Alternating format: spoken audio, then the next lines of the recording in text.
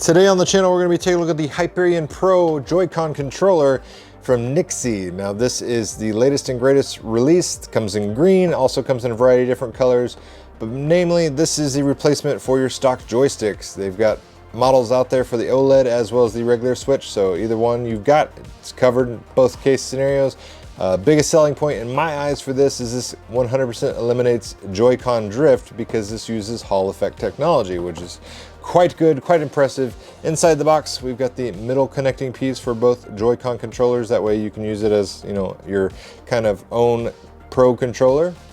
We have a very extensive user manual that shows you all sorts of bells and whistles because this thing does all sorts of fancy things and has lots of features and improvements over the stock Joy-Cons. USB-C charging cable, and that is it inside the box. Here is our Joy-Cons themselves. So as you can see, ergonomically designed, a little bit bigger definitely than the standard Joy-Cons, but it definitely feels really good in the hand. D-pad, we got gold here. Like I said, this does come in different color options, so if green's not your thing, don't worry, but I do like this kind of Zelda-esque colorway we have going on right here. We've got metal thumbsticks, they feel good. L3 and R3 press as well. We've got our candy style face buttons that are raised higher than your standard buttons. These down here as well, a little more prominent. And as you can see, these are backlit and illuminated. We do have different RGB colorways, up to 8 and in 3 different modes as well.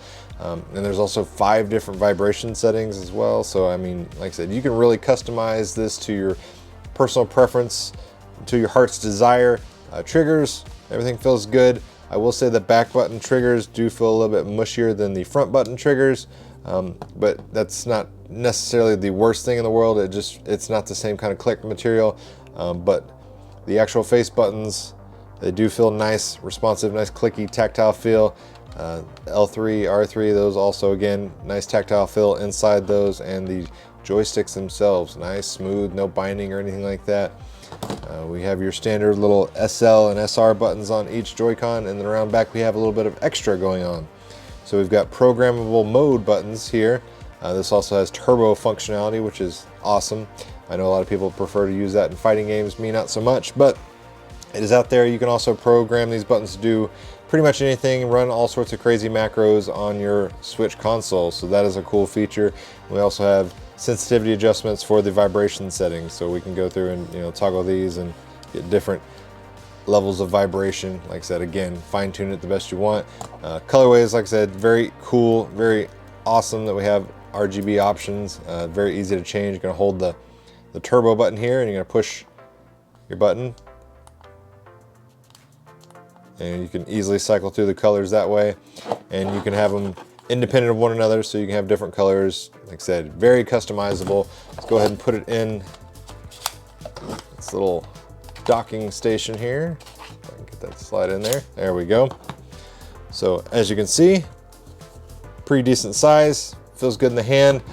Comparing it to the standard Nintendo Switch little piece of plastic docking station they have, it is considerably wider, a little bit taller, and one of my absolute favorite features on these Joy-Cons is this little notch right here. And you're like, whoopity-doo, it's got a notch. What does that mean? Well, first and foremost, it means the controller stands on itself, but second of all, it means once you install it on the Switch no longer has to use its kickstand. So here's my Nintendo Switch. Disregard the Joy-Cons, it's not a stick or anything. I put a Super Nintendo style case on them, but normally to have my Switch standing up, you know, gotta use the kickstand back here. Have that to wherever it's popped up. So let's go ahead and take off these old stock Joy-Cons, close our kickstand, put on the new and improved Joy-Cons. Voila, put it on the notch there, and it holds itself up. That way if you pair a secondary controller, you can do that, and it works just fine. I said stock Joy-Cons that I have, different little skin on them, but overall pretty much the OEM Joy-Cons themselves. But just comparing the size and the quality, like I said, here's the OEM with a different faceplate that I've modified, but internally the same controls. And here we have our square D-pad, or cross D-pad shall I say, our RGB lighting. much thicker. Overall, bigger triggers, easier to click, and we don't have to worry about, again, joystick drift anymore. You know, these are just, it feels so much smoother using that Hall effect. I love that we've got that inside. It just feels like a night and day difference, honestly. And if you've never felt the difference between, you know, something that's using Hall effect versus the OEM Joy-Cons, then you don't know what you're missing. But definitely, guys, if you're interested in picking these up, like I said, they got all sorts of different colorway options as well as Nintendo GameCube options. So if you like Nintendo GameCube, you're a big Smash Brothers guy, definitely check them out. If you're interested in picking one of these up, I'll put a product link in the video description box below.